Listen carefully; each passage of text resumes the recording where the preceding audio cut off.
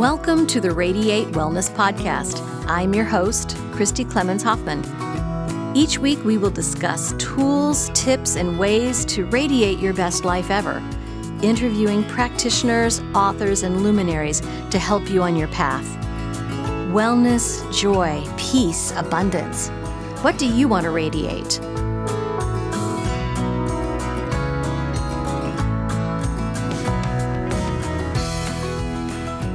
Hi, and welcome to the Radiate Wellness Podcast. Today, we radiate truth with science journalist and all-around fascinating dude, Fred Heeren.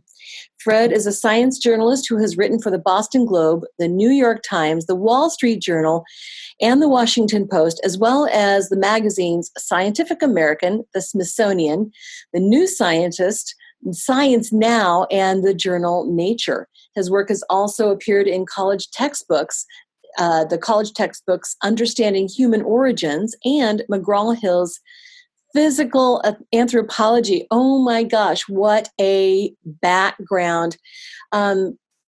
Fred originally, his first book that he had researched was about the Big Bang Theory. So we'll be talking about that as well as some of the other interesting and fascinating things.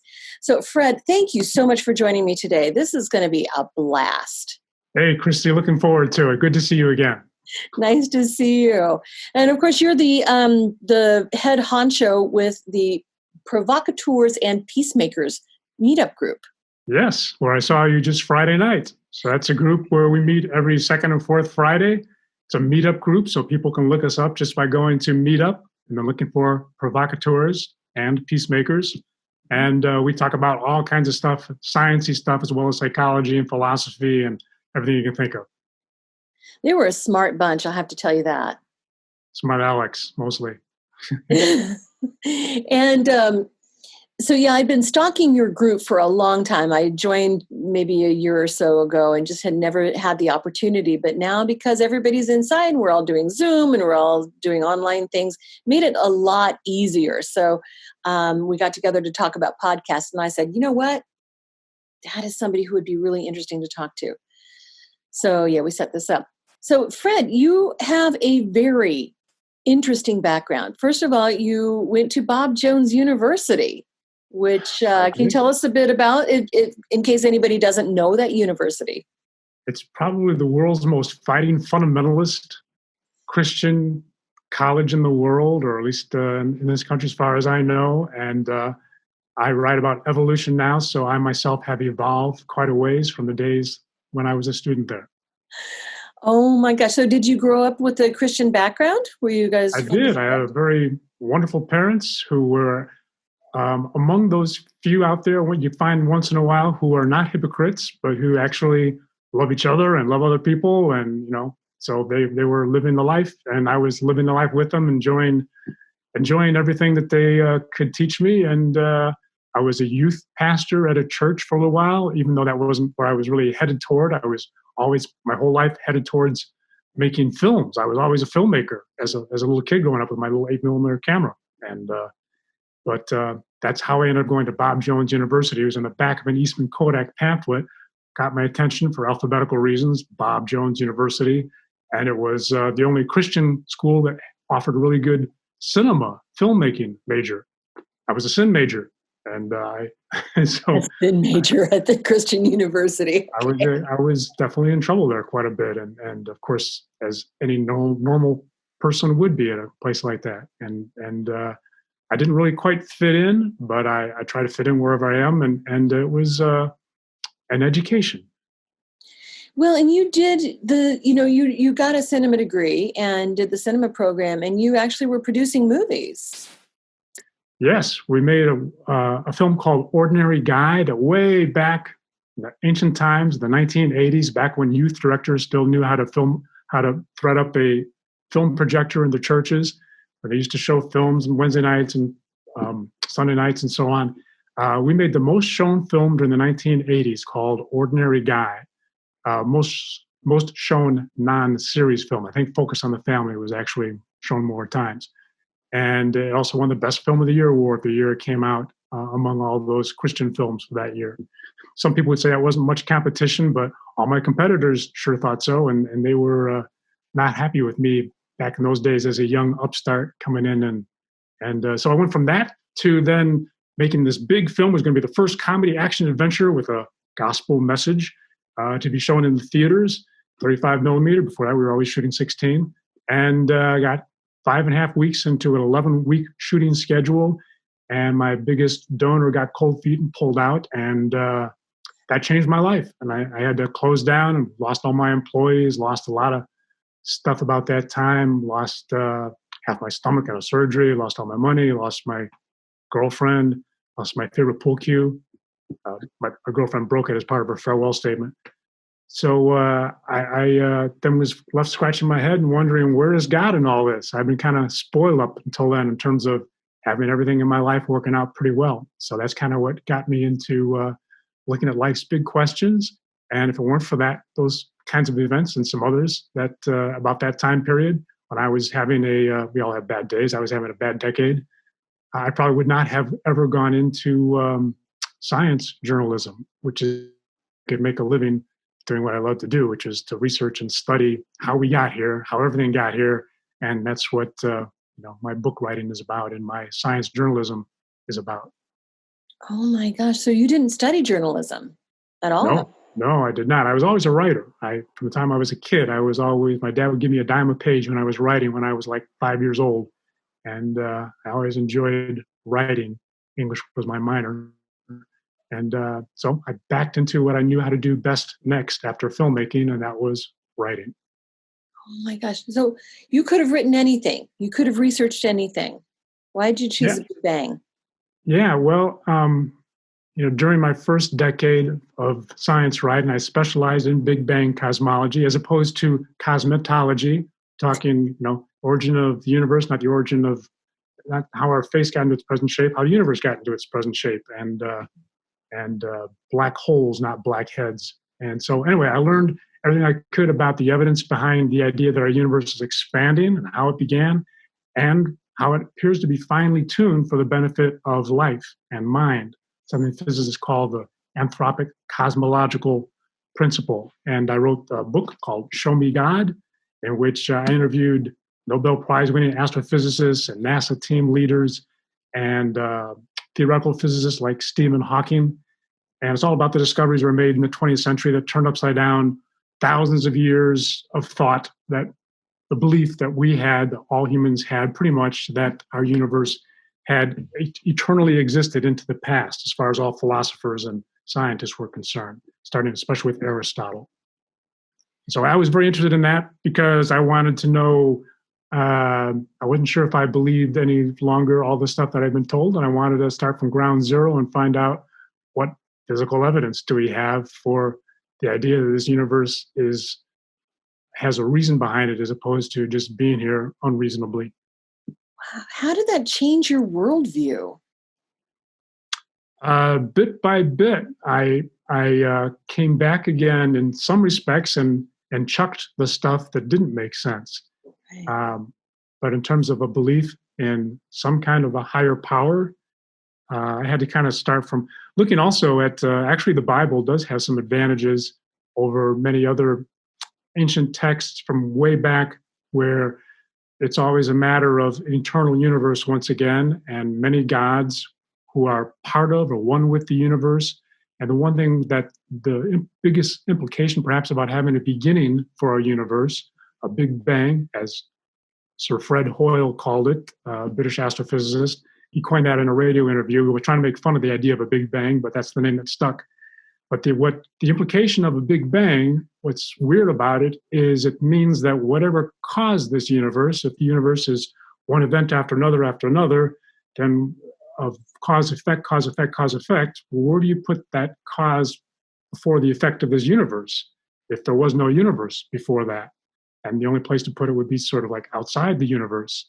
And that's something that ancient Hebrew cosmology had right. That and that's why they actually state that in some of the early ancient Hebrew scriptures, the idea that we aren't to make idols like all the other gods. You could have idols of them, but for the ancient Hebrews, they're one God. You could not make an idol of that because it wasn't representing anything physical. And it went by, it didn't even have a name like all the other gods. It was just I am. Tell Pharaoh, I am sent me to you. The name Yahweh actually comes from a root to be. So the most essential thing we know about the first cause of this universe is that it had to be something that had being in itself, because there has to be something that's always been here. And that could be the universe, or that could be something else. It turns out now that we know the universe had a beginning, it should have been whatever the cause for the universe was. And so the ancient Hebrews gave me reason to go back and look at them more seriously when I realized that they were on track with that general idea that there is a first cause for our universe that is outside of it, as being in itself. Wow. So coming from this kind of straight, tight religious background, what did your family, what did your community think about you delving into this? Did it cause any rifts? The cosmology thing about the Big Bang, the Big Bang, yeah, was not actually played into. Some people are into. There's a whole movement called intelligent design. Mm-hmm. People call the Discovery Institute out in Seattle, and there are others scattered around. They were fine with the idea of, and they wanted to promote what I was doing, and we were kind of working together for a while. I wasn't really sure what I thought of their intelligent design movement, because it has to do with trying to detect an interruption in nature in order to see God's handiwork there.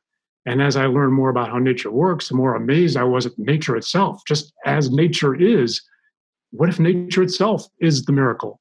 And that was the conclusion I came to, and that's why I parted ways with what's called the intelligent design movement, after I parted ways long before that with the creationists, the young earth creationists.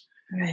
But in general, to answer your question, when I started talking about evolution, biological evolution, and our common ancestry with other apes, that became a problem at the church where I was an elder here in the Kansas City area, and they kicked me off that elder board. And that got me I was in all kinds of trouble.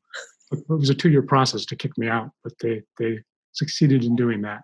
It's developed a statement, especially for me, that I had to sign, having to do with a literal historical person named Adam that I was still looking into. I wanted to be able to explore that. But that's the difference between science and many things in religion, is that in science, you start with questions.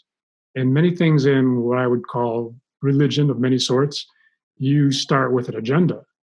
And I would much rather start with questions and follow those, let the evidence lead me where it will. That wasn't so good in terms of the way that was looked upon by my fellow elders in this particular church. Mm-hmm. Yeah, they don't really like that so much. You just take what the teachings are and you accept them. But I mean, honestly, I've always thought that religion and science are not mutually exclusive.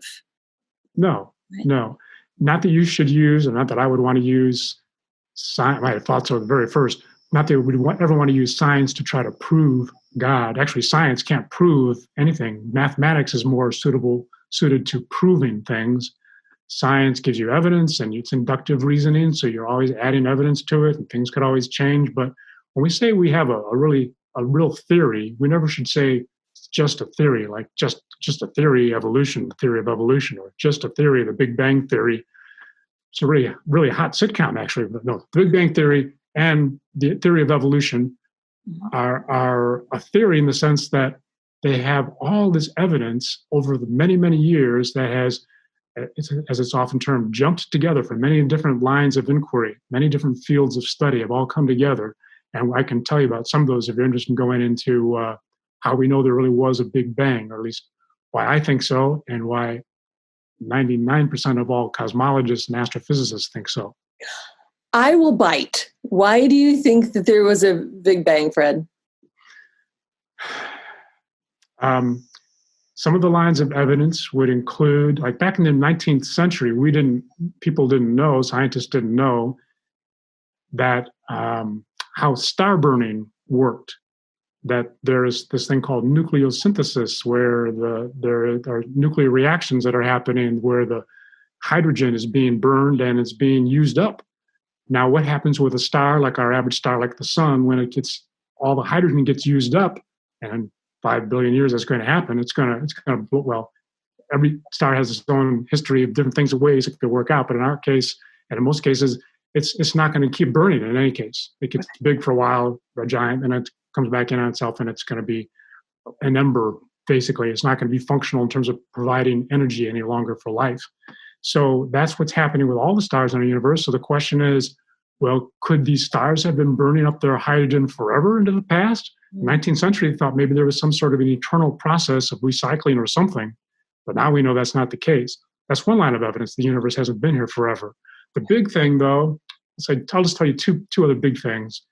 Back in the 1920s, a guy named Edwin Hubble, for whom the Hubble telescope is named after. We all enjoy seeing those beautiful views of the galaxies. Before there was such a telescope going around our planet, there was the largest telescope on Earth that Edwin Hubble was using on Mount Wilson, California. And it was 100-inch in diameters, and it was used by him while everybody else during the roaring 20s was partying, enjoying themselves. He was spending those cold winter nights at the top of the mountain, night after night, trying to get more and more light through his telescope. And the way I've been there, and you can be on the in the observatory where it swings around, and as those massive telescopes can do, and these days sometimes computerized telescopes can do it here too. I mean, anyone can have one these days, where it follows the stars as they go around, as our Earth revolves every night, as it rotates every night.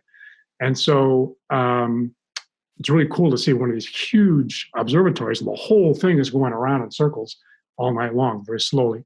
So he would be there trying to get in as much light as he could, night after night, following these stars around.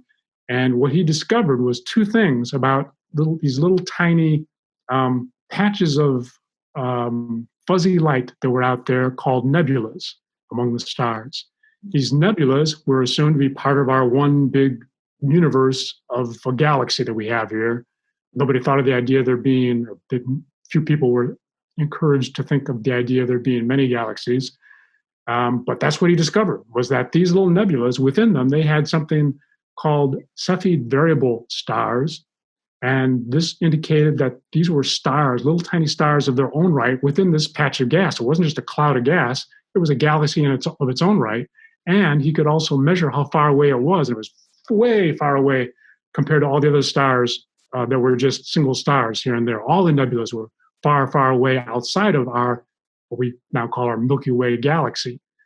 And the second thing he discovered was that all these nebulas, now called galaxies, were redshifted.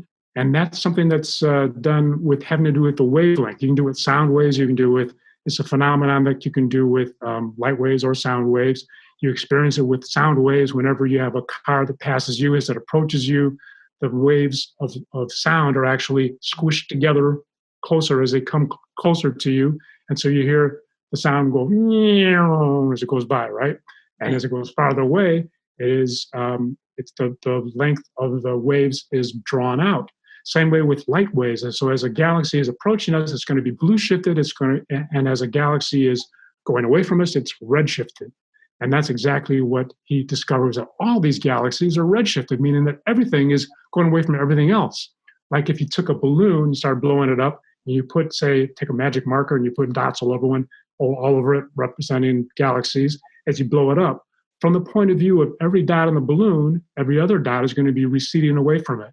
And that's like a two-dimensional representation of the four-dimensional space-time that we now know how this happened to our whole universe. If it's been slowly, relative term, blowing up. And if that happened, then this is something that Einstein was especially interested in, because he had another line of evidence that he knew from his equations and relativity, which is basically having to do with gravity, that the universe, even Newton knew this long before, that if you have a universe with gravity, everything's going to collapse back in on itself because everything's going to attract everything else. So how does that work? Everything must be doing something funny. And what Einstein discovered is that everything must be expanding away from itself, but he didn't believe that because that would mean there would be a beginning. He didn't like that idea until he saw Edwin Hubble's results, and so he had put in a fudge factor in his equations to try to hold the universe steady, because it went along with what other people at that time were talking about as the steady state, or shortly after that, they started calling it the steady state theory. It wasn't until the 1960s that everything they put the final nail in the coffin of the steady state theory, proved there really was a Big Bang, or at least to yield the evidence that convinced everyone. And that was two guys that I interviewed who won the Nobel Prize for Physics in the 1960s, Arnold Penzias, Robert Wilson, were working for Bell Labs at the time. They were using their radio telescope to be able to measure and communicate with this Echo satellite that was one of the first satellites going around the Earth. But wherever they turned their dish, this radio dish, like a radio telescope, and whatever side of the sun that we were on, 6 months away from the other side, they had the same background noise. It was always there. They couldn't get rid of it. So it wasn't like something that was just located in one place. It was everywhere. At the same time, there were these scientists in Princeton who had discovered that there should be a microwave background radiation that would be left over at the first time that if there really was a Big Bang, whatever they wanted to call it back in those days, as the universe first would have started to expand and come out of something like a singularity, very, very tiny. And by the way, I just have to say, it's incredible. This is why it's so impossible, almost impossible to believe until you see all this evidence. It's incredible to think of the idea that when you look out at the Andromeda Galaxy, one of the few galaxies we can see with our naked eye, and you look at what's right in front of you here, your couch in your office, think of everything from the closest things to the farthest things that you know of, that you can see, was once crunched together in an area that was smaller, thousands of times smaller than a proton. Yeah, we don't know for sure it was really a singularity, but we know it was small, way smaller than a proton. Wow. Because we can trace the laws that far back of physics that tell us that. This is what Einstein had figured out. This is what Hubble put together. Other people who were involved, and by the 1960s, these guys won the Nobel Prize for discovering this microwave background radiation, which is what would happen at the beginning when, at first, you would have the first time photons can actually travel freely in this plasma that would have been there when it was so crunched together at the beginning.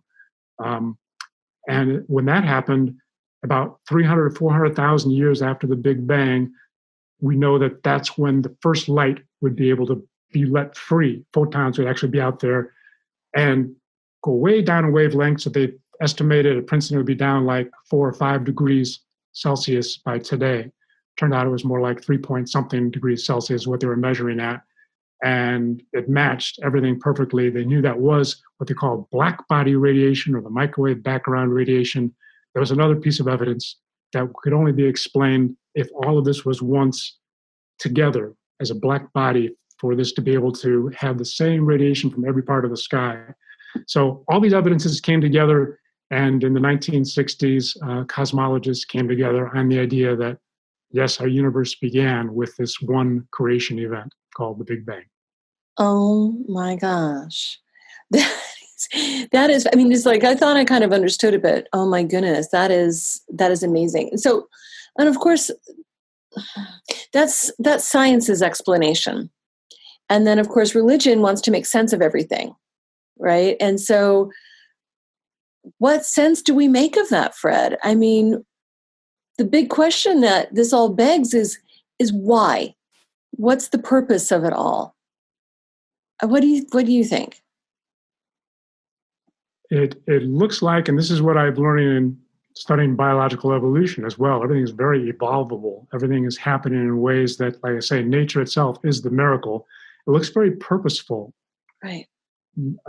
Evolution works in a way that's very robust compared to another thing the intelligent design people would try to do is they would try to look to find our kinds of designs and engineering in nature and say, see, that's an example of God's handiwork because that's a design that we can recognize as like the way humans do. Actually, the Bible talks about is God's ways are far beyond our ways and his thoughts beyond our thoughts. As the heavens are higher than the earth, so his ways are beyond our ways, his thoughts beyond our thoughts, according to Isaiah. So to me, I would expect God's designs to be superior to our designs rather than just like our designs. Because our designs, when you manufacture something, you get something from China or you build it here or whatever, it's a toy or whatever. if you leave it out in the rain for a little while, it oxidizes, things happen, and it's not gonna last forever, right? Because it can't change, it can't adapt to things, but that's the way life works. And that's actually the way almost our living planet works with plate tectonics. All the things that create so much trouble for us in terms of earthquakes, tsunamis, they're actually absolutely necessary in order for us to be able to have continents that stay above water for millions of years in order to give life a chance to evolve and to become what it is, terrestrial life anyway. So what I make of all this, maybe it's a long way of giving you one couple of examples there of this looks purposeful, looks like there was a great purposer. I can say just that much from nature alone. Well, absolutely. And we look at things like cell division. The patterns of cell division are replicated in the Fibonacci spiral, which is replicated in pine cones and flower petals and leaves and pineapples. Mushrooms in my backyard, yes. Oh, yeah, right? Everywhere we see, there's just like this evidence of some plan or some design. And it's just fascinating to wrap your mind around. And it's far beyond the designs that we do, that we could figure out. We're still learning. We have enough, I think, there to continue learning, maybe forever, who knows, but we have a long ways to go. Back around the turn of the century, before Einstein, people were concerned that there were books written, in fact, that this is like the end of science. Science has come, we've discovered all these laws, we've got periodic table, we've got all these laws of physics, we know how everything works now. We got Newton's laws you can predict everything that's happening in the skies perfectly. Turned out not so perfectly. Einstein gave us something else to consider, which is the general theory of relativity, and before that, special relativity. Time dilates, all these crazy things, and then quantum mechanics, and we're really just maybe still at the beginning of learning how our universe works. That's right, and we seem to grow our knowledge by scaffolding, right? By leaps and bounds. We make this discovery, and then that allows for another discovery. It seems like cumulative, yes. Right. Yeah, exactly. It seems like our learning just shifts, and our knowledge of the whole universe shifts along with it. It's that's absolutely the way Einstein and so many others have talked about building on or climbing up on top of the shoulders of those who were there before them to be able to make the discoveries they did. Einstein couldn't have done what he did without Newton and Kepler and the other people who were making the discoveries they had made centuries before, and actually other things that were done just before him with a guy named Michelson and Morley, people like that. So this is the human project, and it's almost like maybe that's part of the plan too, that there is a purposer who wanted us to really use these brains and our hearts and everything else that he, she, or it has made for us to be able to use for one another. And I don't think we're doing a really good job of that yet. And that's part of what Daystar Research is also about. Did you know that Radiate Wellness has a subscription-based premium content Facebook group? Think of it like the premium version of this free podcast. In this premium Facebook group, you can find great content like replays of online classes, meditations on angels, chakras, mindfulness, and more, guest speakers, mini classes, polls, plus you'll be the first to know of guests that we have scheduled for the podcast and can submit questions for them. You get all of this great content for one low monthly price, and the first month is half off.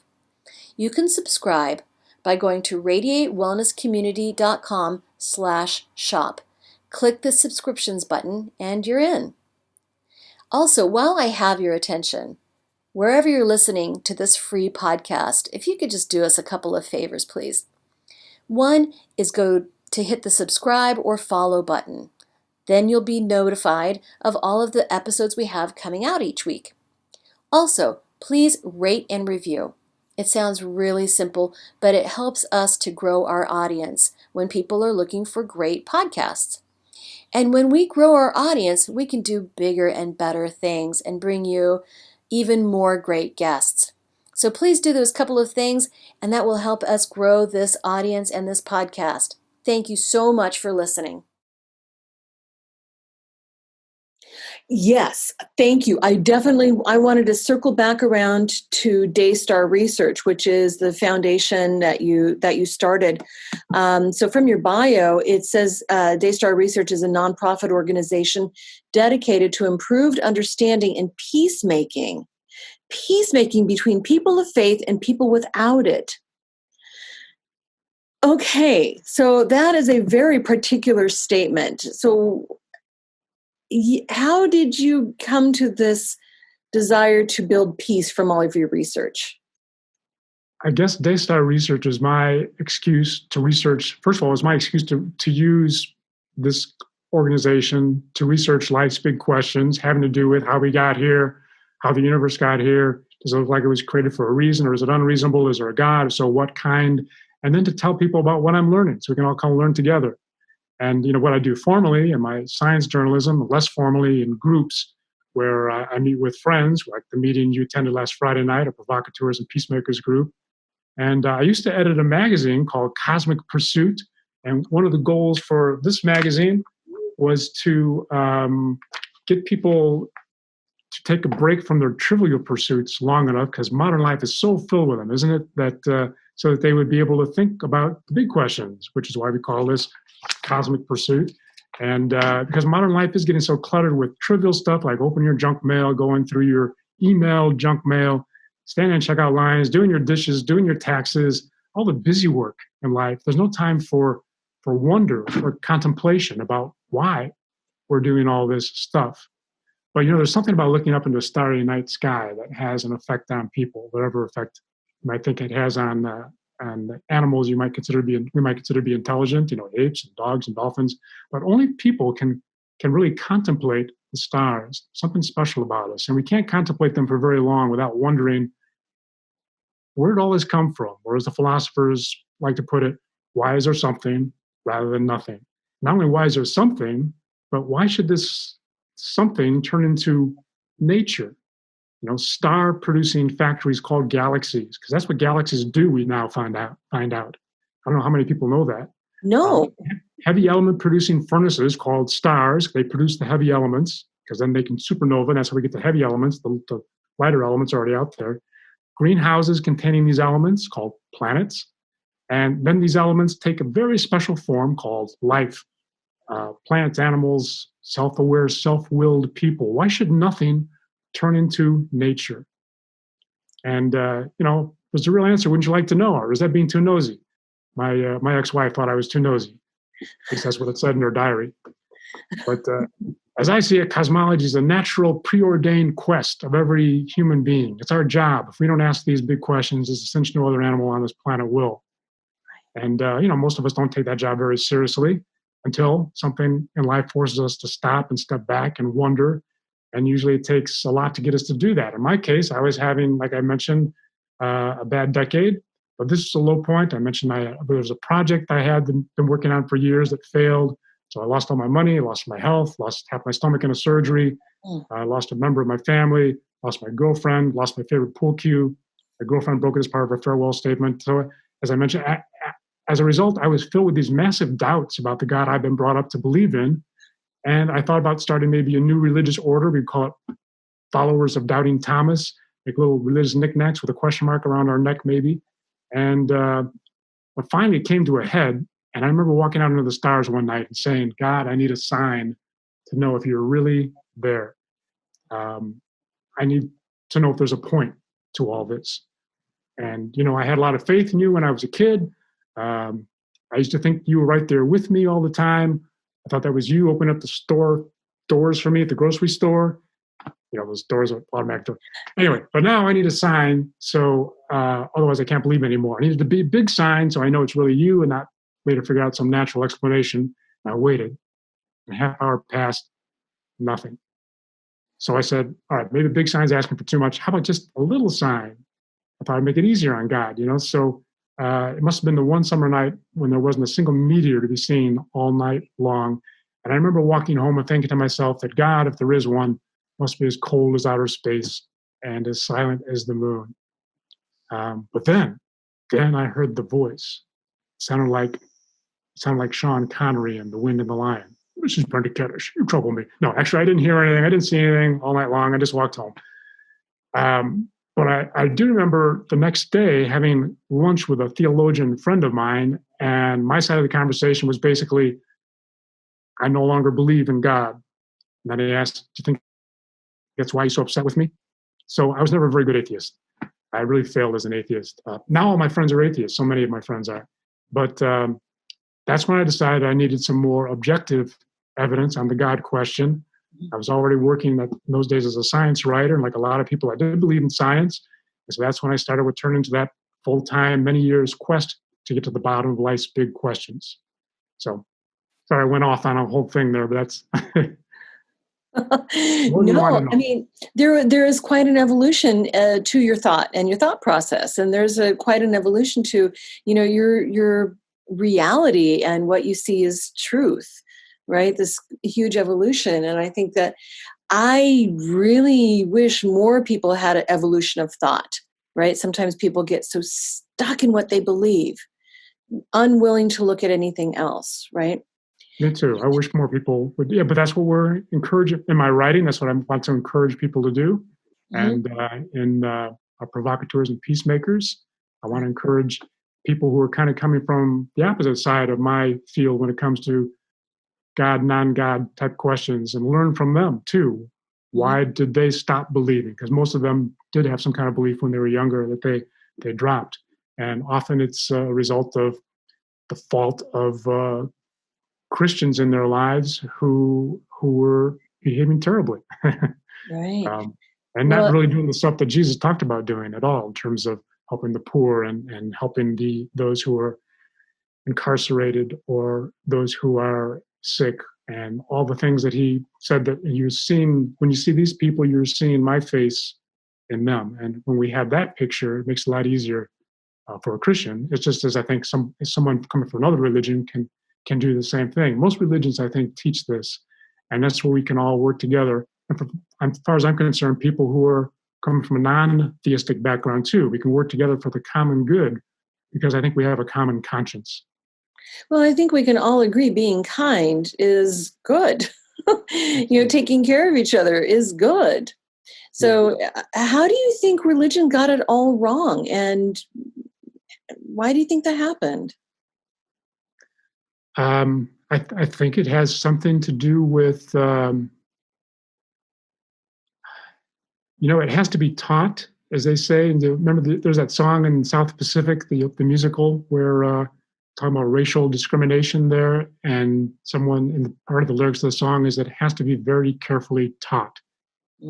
And I think as long as there are organizations, our society is organized in ways where there are people in power, there are the haves and the have-nots, and the people who have want to keep the people who don't have down, because they can then, throughout ancient history, something that I studied quite a bit when it comes to ancient Sumer and ancient Babylon and so on, it was really only like 1% of the population that was living a living wage, that had some kind of a assurance that next week they're going to be okay.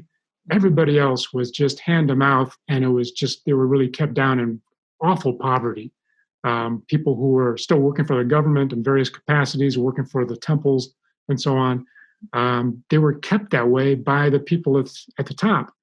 And I think it's this non-zero sum game idea that if someone has something, if you want to get something, then some other people can't have it too. And as long as we have that idea, we're not going to allow other people to flourish. And for those of us who are parents, we understand that what we want, and I think what a heavenly father would want, if there is one, a heavenly mother, would be to see their kids flourish, see them get along with each other, certainly it's not seeing them kill each other. And we need to want that for each other. And that's, I think, what Jesus had in mind at the end of this whole Sermon on the Mount. The most impossible thing he asks us to do is to be set apart holy as your Father in heaven is holy, because in all these ways he just talked about, in terms of how to have peace with your enemies, how to love your enemies, how to be a peacemaker, all these things that he emphasized in the Sermon on the Mount, these are things that I guess I'd have to say just don't come naturally. We need to be taught on the other side. And that's why I think we need some of these great religious leaders in history who have come along. And in my case, I still look to Jesus as my guru. Do you consider yourself a Christian then? Yes, although I hate the way that term has been abused and the way it's been associated with all kinds of very un-Jesus-like beliefs in terms of how we treat the poor, how we treat the refugees and the immigrants, people coming to our country. So I don't think people should have the right to call themselves Christians. I mean, when I look at it, if they aren't at least trying to follow the things that Jesus talked about. So maybe people like me, people who are trying to do that, need to find a new name. What I've been using lately is just Jesus follower, because that kind of, to me, more fits what I'm at least attempting to do. And I think it gets people thinking more, because when you say Christian, that often it has baggage. Has often baggage, terrible baggage. A lot of baggage. Well, yeah, I see a lot of people, as you know, as I told you guys last Friday, is that, I'm a Reiki master, I'm an energy healer and a metaphysical practitioner. And I see so many people that come to me for help because they're damaged by their religious upbringing, that they just have such a guilt complex, of feeling of I am not worthy, I am not worth having anything good in my life, and just trying to escape the judgment and everything. It's done some damage to people. Absolutely. Mm-hmm. Yeah, and so I've certainly seen that. And, that's what a good psychologist should be able to help anybody with, once we recognize what our core emotions are and that they are things that we should be able to experience. We should be able to learn how to control them properly, but not to have to rely on guilt and some of these other unhealthy ways of dealing with our core emotions. Certainly not guilt and not anxiety. Right, absolutely. Not blame, not shame, not blaming other people for every misgiving. And I'm a unity faith, so Jesus-ish, right? So our Jesus is included in there, right? Yeah, he's in there. We're not just like really strict Christian, but kind of Christianish. And the first principle is God is good and present in all things everywhere. That's a wonderful concept. That means that principle number 2 that means I am good because I am inherent of God and God is inherent in me. And everything else is pretty much cake from there. But when we have that concept of that, if God is good and everywhere, then I'm good and everyone around me is good. And so I don't know how that fits in with your vision of peacemaking. How do you go about peacemaking? I think getting people talking to each other, which we do in our provocateurs and peacemakers group, when people are just in their entrenched positions and lobbing insults back and forth, which is so easy to do on the internet. But when you actually get people to know each other, to realize, hey, this girl or this guy is like me in so many ways, and they've got their family situation or whatever it is that I can identify with. And then, we go out for getting something to drink and to eat afterwards and get to know people. Yeah. When you share food with people and talk over a plate, over a beer, and can talk what's going on in your lives, you realize we're all humans. We might have different ways of approaching life's problems and different ways of different belief systems. But I think we all kind of edge closer to each other, even in those belief systems, when you really know someone face to face, as opposed to just trying to talk to somebody online or something and just argue with them. Right. So arguments are good. They can be good as long as we're doing it civilly, and that's we have rules for doing that at provocateurs and peacemakers. We want to be able to find out the best of a person's position, to be able to take from it what makes sense to us, and offer to others what we think we've been learning. Mm-hmm. And that's to me what good community should offer. Right. And do you have ground rules for disagreements? Basically, just to have somebody there who's in charge, who doesn't let anybody, start to put it. Yeah, everyone knows with our basic rules, knowing that we have this threefold purpose of provocateurs that we announce at the beginning of each meeting, to provoke. The name like provocateurs are there to provoke, but to provoke deeper thinking, deeper dialogue between people with different viewpoints. The second one, to create friendships that can weather our differences, and then to model peace before a polarized world as our third thing. When everybody knows we're there to be able to practice those things, and that's what we want to do, most people are there to try to do that. We've had some exceptions and have had to throw some people out, but that doesn't happen too often.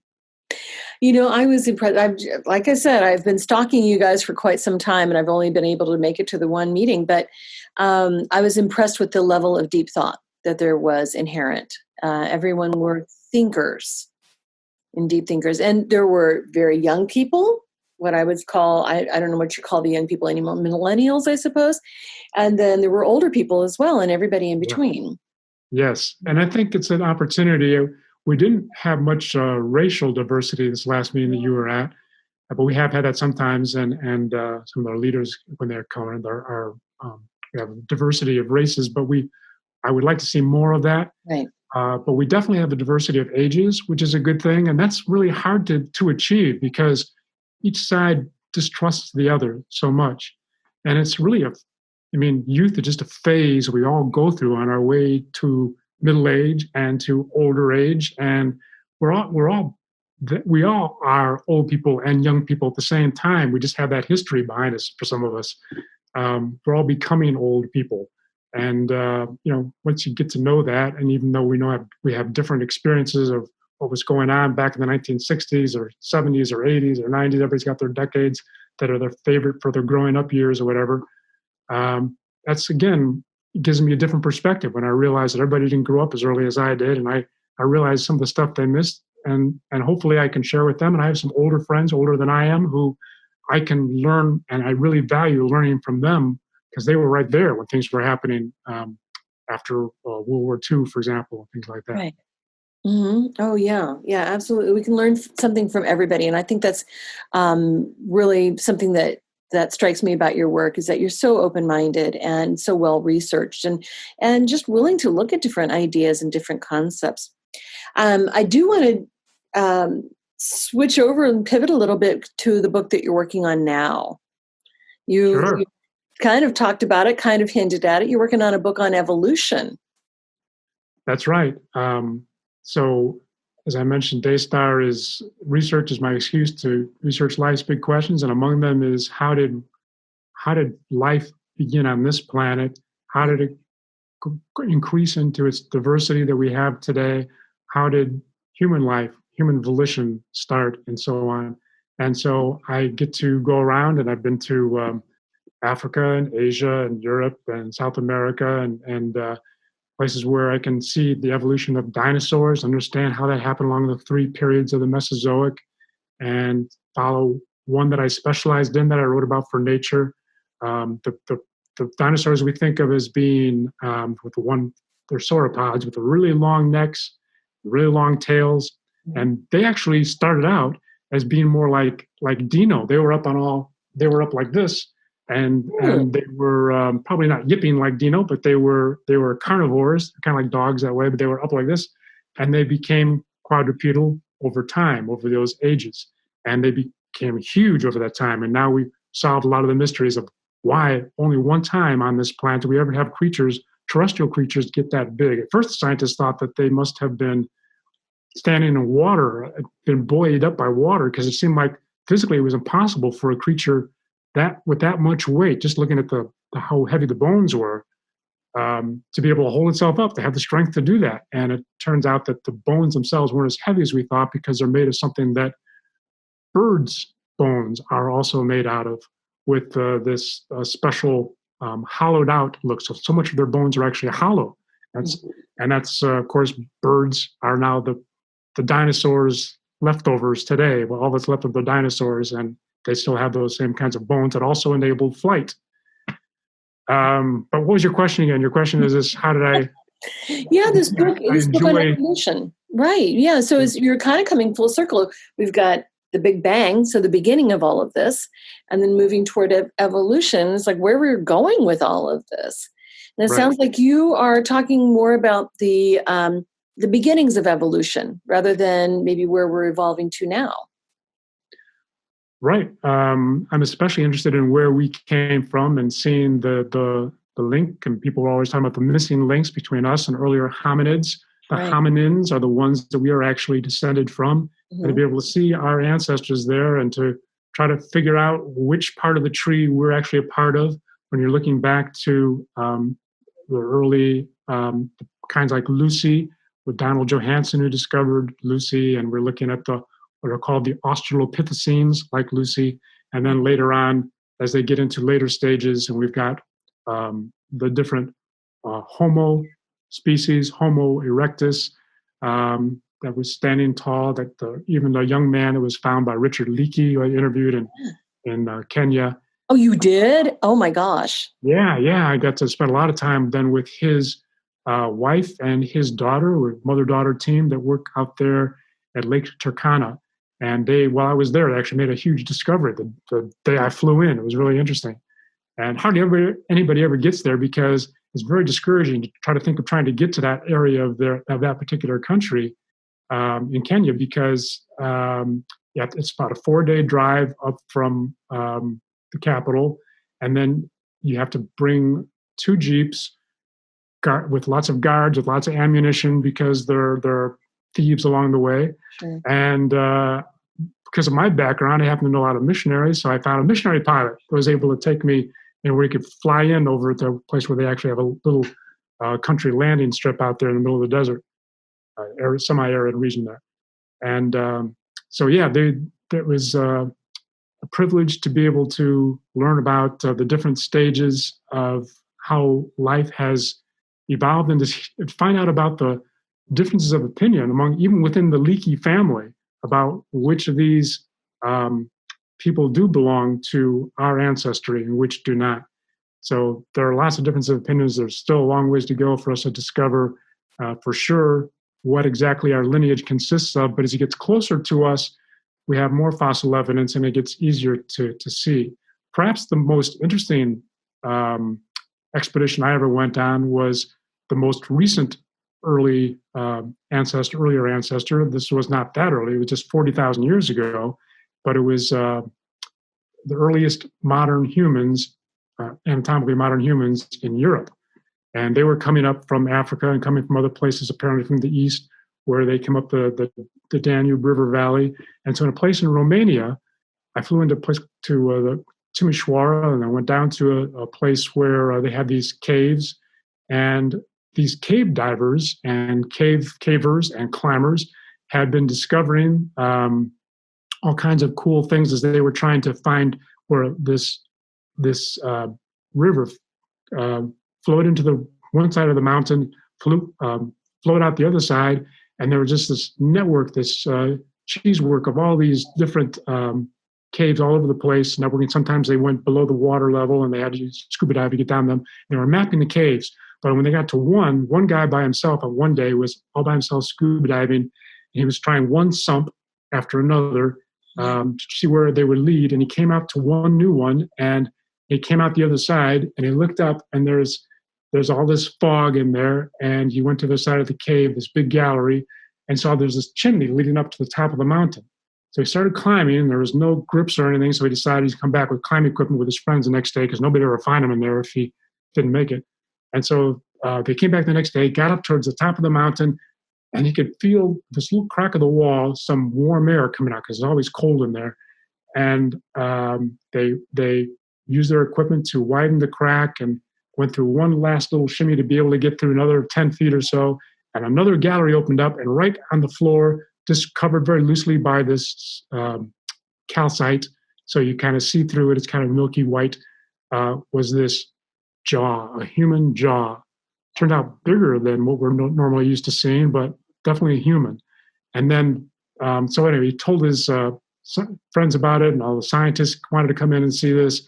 Nobody had the ability to get in there because you had to be able to be a scuba diver and a climber and a good swimmer and everything else. So that was where I had the most exciting expedition, where I actually went there and got to replicate what they do, these guys did every day through the field season on a 10-hour, is a 1-hour journey in, 1-hour journey back, and 8 hours in the caves. And I got to go in there with them that one time to be able to get to the place called Peshtura Kuwaze, which means cave with bones. It's covered with bear bones, actually, twice as big as today's bears. But they ended up with 2 individuals, some of their skulls were scattered around. Turns out that there are animals that had got in there from above that had gotten into the cavers' chocolates and stuff they were bringing down there too. So they found out. And they put together these skulls, brought them back to Cluj in Romania, end up with 2. And it turns out the main kicker of this whole thing is that we now have evidence. We had evidence back then for the first time. It was pretty solid because of the way the occipital bun was starting to protrude back there a little bit, and some of the things in the skull that were different from, but enough more like us than like Neanderthals. This was physical evidence that we had some intermingling with the Neanderthals back at 40,000 years ago, from before that, obviously. And this was before the Max Planck Institute in Germany had discovered the DNA evidence to show that this had happened. It's no longer controversial, but that was the first evidence we had. That was back in 2004 that I went on that cave diving expedition. And so, yeah, to see how the human evolution picture includes Neanderthals. Now, all people who are above sub-Saharan Africa have between 2 and 5% of their DNA belongs to Neanderthal DNA, same stuff that we see there. And we can see now we're learning more and more about how this works, how that DNA has helped us in various aspects of fighting off certain diseases and all kinds of things. And that's everything we're learning about. Even this awful virus we're dealing with right now, it turns out that viruses are, that so much of our DNA, it's like, I forgot how many, 40,000, I forget, it's an amazing amount of our DNA is made up of retroviruses, viruses that have come in, taken their place, and gotten into the sperm or the egg DNA and actually become part of the human lineage. And every once in a long while, something can actually be made use of. And we've seen, this is actually one of the things that made us human, that we have memory like no other animal has because of a particular virus that somebody discovered. This is exactly the same as this virus. We see it's in our DNA. This is the virus that without this, people don't have very good memory. They can't keep a memory very long. Oh my gosh. This is one example. The human placenta is another, also from a virus. The way the particular part of the human placenta works. So there's all kinds of things that are crazy when you think about it. What did God have in mind? Why do we make it this way? God was using very risky methods, so what I've concluded. And there's a lot of chance involved, and I think it's absolutely necessary in order for us to be free, to be truly free agents. We had to come out of a nature that is truly free also. And I think that's the biggest lesson I'm taking out of that these days. Viruses. Wow. So this coronavirus could be the next stepping stone to our next evolution. I don't know of this particular coronavirus, whether it might have something in it that's of value or not, but could be. Well, viruses are essential for us to be humans. So maybe the coronavirus could be something like that in the future. We don't know. We don't know. We probably, this is a whole nother topic, but, I have questions about consciousness, where we got consciousness from. And I think what you said about the virus and memory, part of having consciousness is be able to remember past events so that we can apply them to future events and apply them to current events. So, the nature of consciousness and the evolution of consciousness. Yeah, you can put that together with a lot of different components. Episodic memory is part of our selfhood. It gives us a theory of self. And the theory of mind, the idea that we can put ourselves into other people's mind, that is, think of what they must be thinking about us or about somebody else. This is something that other apes have less ability to do. So it's a matter of degree, not of kind. They can still do it, but nothing like what we can do. So there have been all these additions, these components that together produce something like what we understand as consciousness, human level consciousness today. The other big question, of course, is this happening all over the galaxy, all over the universe and other galaxies where the conditions are right too. There's so many star systems. Apparently, we haven't found any yet that are exactly like Earth. But Earth's system is one that is our planet is so small that it's not. It has to be pretty close for us to be able to see the wiggle in the star that would produce. So we haven't found any good examples of another Earth-like, another solar-like star system like our Sun-Earth relationship yet.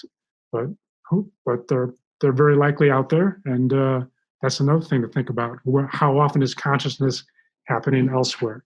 Of course, there's theories about, our species being seeded from other places, and Panspermia, yes.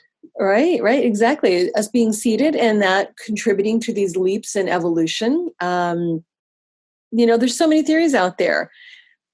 Where are you on the whole extraterrestrial question? And I know you're just saying there's not any other places quite like this. Do there have to be? And I don't know, just wondering what your whole idea is of life on in other places. Yeah, I've written about it. If anyone wants to go to just fredheeren.com, something I had there for editors to see, mostly just see a lot of my articles in the past. And at the very bottom of that is one I've written about that very question. I've gone to, I did that for First Things was the publication. And the whole question of, I grew up in a particular environment socially where it was frowned upon to think that, even though like any other kid, not like any other kid, but I was a country boy, so I was out in the country and we'd be sleeping out during the summers most nights and looking up at the stars. And of course, whatever you were taught, you had to think about this, right? I wonder if anybody's out there looking back at us and just wondering about us the way we're wondering about them. So there's the social aspect of many people being very closed-minded, as most of my society that I grew up in often is. But I think people are changing that way, and I think movies and science fiction helps, because science fiction is always based on, the good science fiction is based on real stuff that can really happen. I should say that it's there's just different kinds of science fiction. There's the more fantasy kind, which is fine. There's more soft science fiction that goes way off in the future somewhere, who knows what. The kind that I used to write was hard science fiction, and at the back of Nature, they would have a page devoted to hard science fiction, stuff that could really be happening based on what we know so far about the way technology is changing, like 50 years, 75 years, no more than maybe 100 years from now. And all those stories are based on those kinds of ideas. Farther away we get from that into the future, the harder it is to know where things are going. But on the question of extraterrestrials, man, that would change everything, wouldn't it? If we actually made contact, that would be huge. A lot of things would be answered for us. And I think we would know I think it would be truly humbling. I think we would be forced to get over ourselves really quick. Well, Fred, this has been such an interesting conversation. I could talk about this stuff all night. And, I find myself with a very important question is that, do you have an assistant to travel? And yeah, okay, so you do. All right, so that position's filled. Darn it. I can think he's actually retiring in a few months, though. So if somebody wants to apply for that position, they can let me know. Oh, wonderful. Yes. Oh, super, super, super. We have to put that announcement out. I'm sure we have a lot of people lining up for that. So this has been fascinating. And I do want to circle back to your website, which is fredheeren.com. That's HEEREN. I would have totally botched that pronunciation, fredheeren.com. We'll put that in the show notes, of course, with your bio. An easier one to remember would be evolutionstory.com, based on my upcoming book, and that's more active, and people can find out more in detail about what we're up to at evolutionstory.com.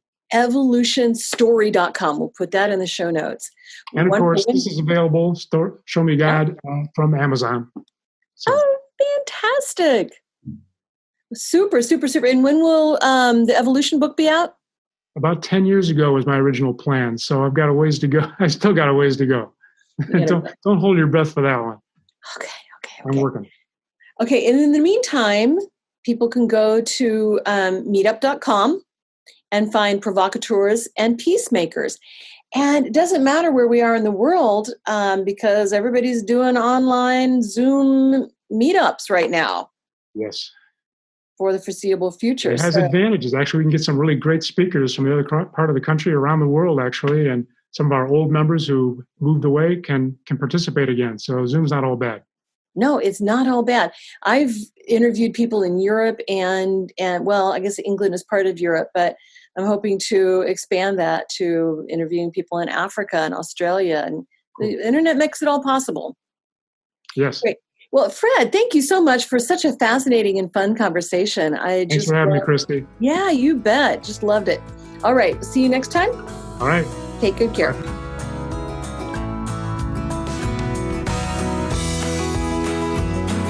Radiate Wellness is a community of holistic and alternative healers and consultants based in the Kansas City area, dedicated to helping you create spiritual, energetic, and physical well-being. To learn more about our practitioners, services, classes, and events, or to schedule an appointment, visit us at radiatewellnesscommunity.com.